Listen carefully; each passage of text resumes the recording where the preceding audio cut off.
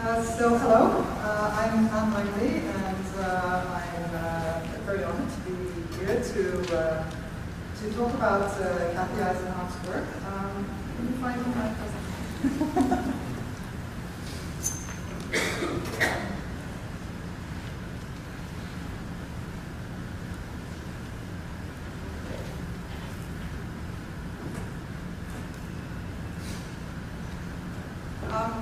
And I really, I must say, before I get started on a few words that I have to say, that I really love Kathy's work. I've probably read a lot more of it than many of you have. I use the work with the rewiring paper in my qualitative methods class as an example of doing multiple case study research, and it's a really great piece. Kathy has really had huge influence, not only in terms of content, working on issues such as strategic decision-making and innovation, but also in terms of methods. And it's on that topic that I'm going to focus now. And I'm actually going to tell you a story. This is a true story. I am not making it up. Okay? And this is about manuscript AMJ PW 980042, which I, Jean-Louis Denis and Lise Lamotte, submitted to the Academy of Management Journal, as you can see, in 1998. And I'm going to give you some of the, I'm just going to give you some extracts from Review It 2.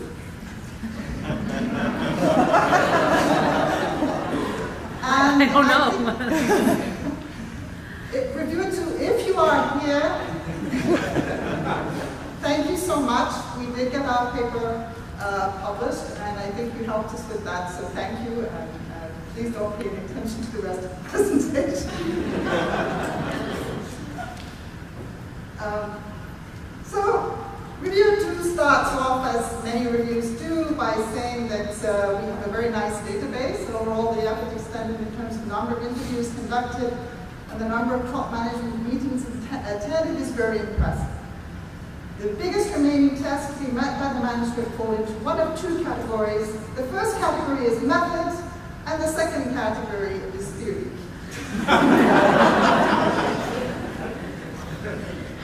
It goes on. The authors employ a multiple case study method.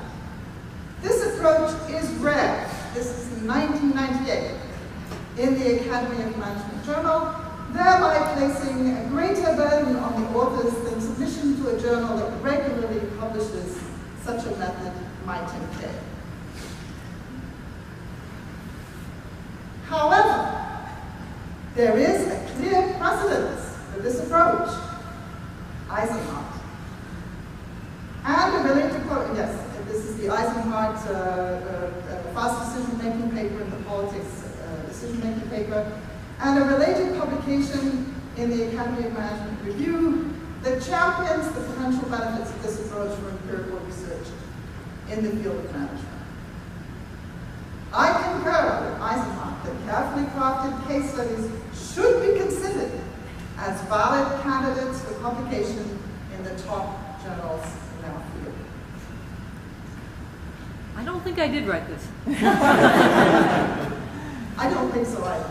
No, because I don't usually explicitly say myself, or I always put it on other people. I knew that.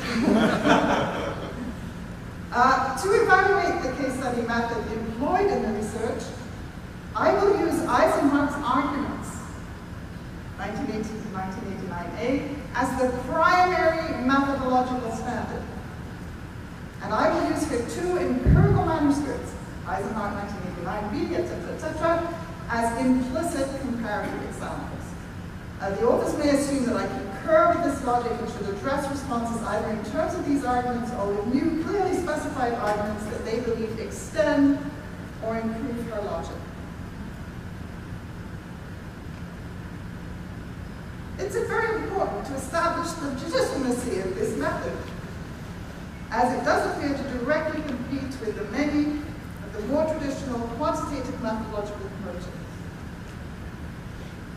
I would encourage the authors to devote a paragraph or two to the legitimacy of of case study research.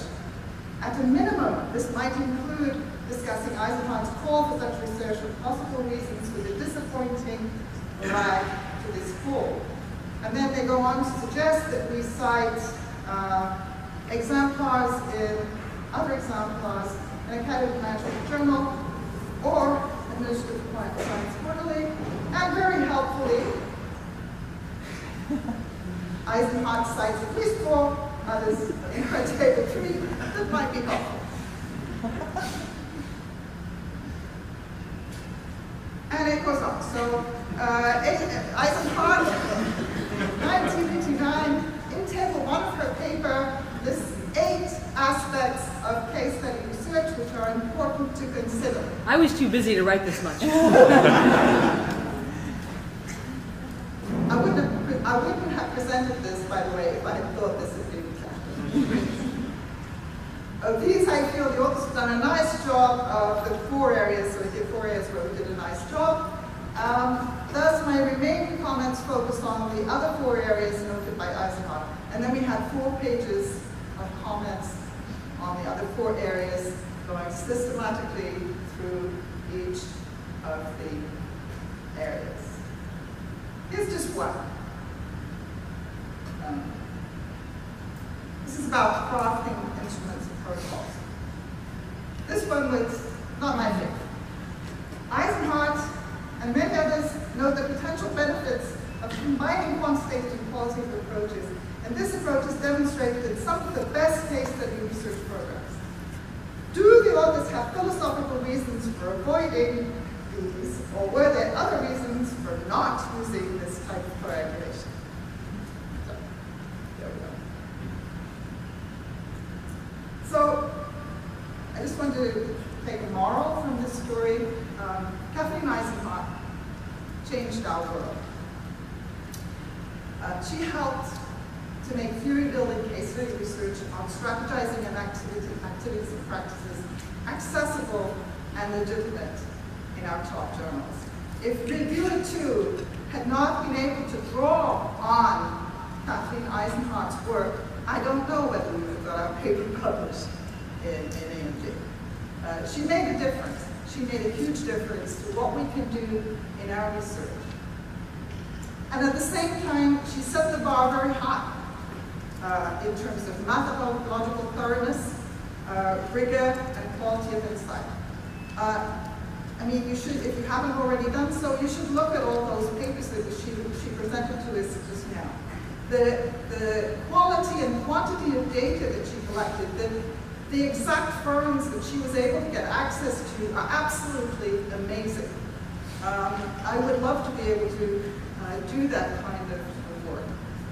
And so these are very great contributions.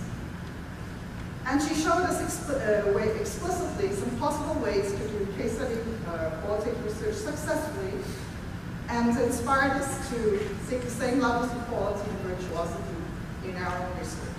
And also, I would add, to do that in ways that not only academics could appreciate, but practitioners also. How many of us can publish in ASQ and HBR using the same material?